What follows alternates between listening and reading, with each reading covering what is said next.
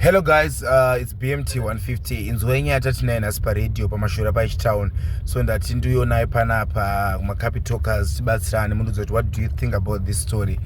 So musikana tinyorera nyaya ane 29 years ari kuti amai ake anga akadmitwa muhospital for the past 1 month vachistruggle necancer. So ari kuti 3 weeks ago ari paairport ari achida kutoenda kuCape Town kumuchato weshamwari yake akanga ari paairport. So sekuru kabva vamufonera vachitaura kuti mai vashaika 20 minutes ago. Musikana ndichitaura naye akakonfirma kuti anga atita check in kudhara. So ndianga akamirirwa kuCape Town aine gown nejewelry ranga inaro zvangabva nazvo kuno kuZimbabwe aifanda nazvo kuCape Town.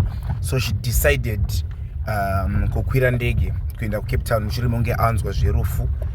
Ndokubva aenda kumuchato kwekuya ndobva azodzoka after a day and a half ndopa akazodzoka kuno kuZimbabwe kuHarare.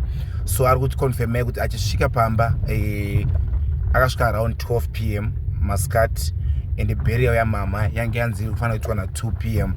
achisvika pamba munhu akatanga kushauta vakatanga kumutuka hama dzamama hama dzababa including my elder sisters ake vachimuzoti aukamu kuti yo unoronga kuenda kuCape Town uchinzwa kuti mama vashaika. Chavari kumublemera ndechekuti sekuru vakakufonera usati wakwira ndege. So she tried to explain kuti ndaenda negown reshamwari yangu ndinda ndiri one of the coordinators, so I had to go because ndinda ndine jewelry futi ranga rakamirirwa iko kumuchato. Saka ari kuti akabva adzingwa parufu paipai mama ndokunoradzikwa. It's been 3 weeks mai vashaika. So ari kuti guys ndoita say what should I do, ndatrai kutaura na sekuru, ndatrai kushitana nehama dzamama my elder sisters zangu havasi kudaira mafone calls, havasi kutaura neni pafone vari bitter about nyaya iyoyo yokuti why usina wakagoshesa kuenda kumuchato. Saka anga achibvunza kuti ndakakanganisire pakuenda kumuchato kwandakaita considering kuti iwo ndina ndine gown remunhu nezvimwe zvinhu zvakatarisirwa, ndina ndine makey emuchato. Zvinoita here kuti ndiraita ndirege kuenda kuCape Town, what should I do?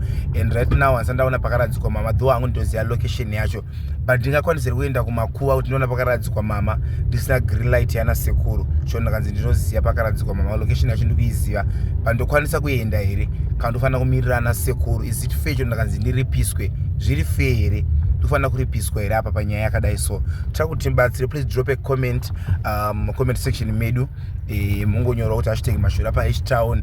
You can catch me every Monday, Tuesday and Wednesday 3 to 6 makuseni for these and other stories. Inge dzichuya ndiza nichuya nadzo dzanongoda kubatsirwa. Thank you so much.